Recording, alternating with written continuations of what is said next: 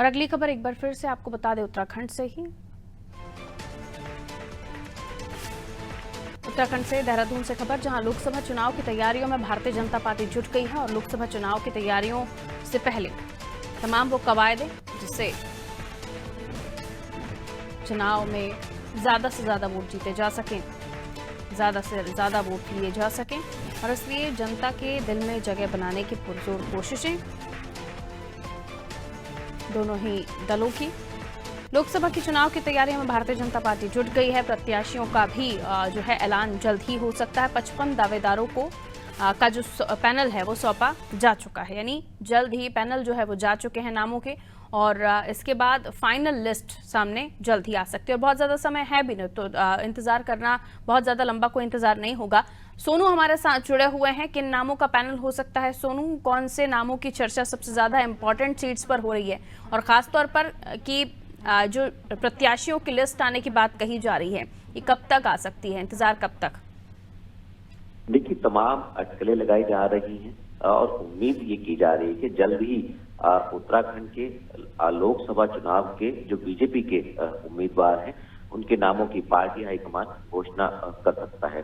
चूंकि जो केंद्रीय चुनाव समिति की बैठक हुई है उसमें उत्तराखंड के मुख्यमंत्री, प्रदेश अध्यक्ष, संगठन महामंत्री और जो उत्तराखंड के बीजेपी के दिग्गज नेता, जो रणनीतिकार जिनको हम कह सकते हैं, उन्होंने जो यहाँ से बीजेपी के 55 दावेदारों के नामों का जो पैनल तैयार किया था उस पर बहुत गंभीरता से मंथन किया और प्रस्तुतिकरण किया कि किस लोकसभा क्षेत्र में किस प्रत्याशी की दमदार दावेदारी हो सकती है, और एक नहीं बल्कि तमाम ऐसे संतुलन साधने की कोशिश पार्टी के प्रदेश स्तर के रणनीतिकारों के स्तर से की जा रही है, ताकि जो चुनाव में प्रत्याशी की घोषणा हो उस पर विरोध ना हो और जो विरोधी दल हैं उनको ज्यादा मत के अंतरों से शिकस्त दी जा सके।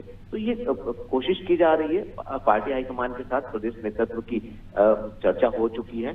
कुछ नामों पर लगभग नाम जो है वो फाइनल किए जा चुके हैं। तो ऐसे लोकसभा क्षेत्र हैं जहां पर अभी पूरी तरह से स्थिति स्पष्ट नहीं हो पा रही। जो पार्टी के सूत्र हैं उनके मुताबिक अगर हम बात करें तो जल्द ही 2 नामों पर भी पार्टी हाईकमान फैसला लेगी। और उसके बाद चूंकि उत्तराखंड में उम्मीद जताई जा रही है कि जो लोकसभा के चुनाव होंगे वो पहले चरण में संपन्न कराए जा सकते हैं, तो ऐसे में उसी लिहाज से ये रणनीति बनाई जा रही है। अब देखना होगा जिस बारीकी से पार्टी हाईकमान ने प्रदेश नेतृत्व से बातचीत की है, तमाम पहलुओं को साधने की कोशिश की है, तमाम संतुलनों को बनाने की कोशिश की है।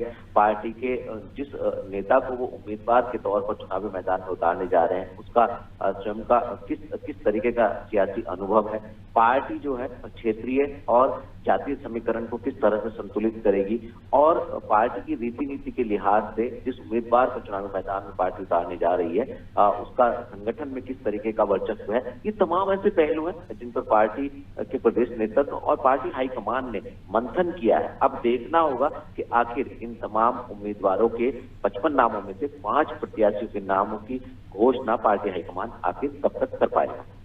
बिल्कुल, और जब बीजेपी ने देश में 400 पार का नारा दिया हो तो हर राज्य बहुत ही महत्वपूर्ण हो जाता है, और उस लिहाज से हम देखेंगे कि आने वाले जो नाम होंगे, जाहिर सी बात है बीजेपी उन नामों को फाइनल कर रही है या करेगी, जो जाहिर है कि तमाम दल यही चाहते हैं कि जो भी उम्मीदवार वो उतारे वो जिताऊ उम्मीदवार हो। लेकिन तमाम समीकरणों को समझते हुए, संतुलन बैठाते हुए भारतीय जनता पार्टी इन 55 दावेदारों में से किन्हें चुनती है, किन्हें इस रणभूमि में उतारती है, ये आने वाले समय के साथ पता चलेगा। मैं लौट रही हूँ सोनू, अगली खबर पर आपसे जानकारी लेंगे। तो पैनल भेजा जा चुका है, जल्द ही हो सकता है उत्तराखंड के लिए लोकसभा उम्मीदवार कौन होंगे सीटों पर, ये नाम फाइनल होके आ जाएं।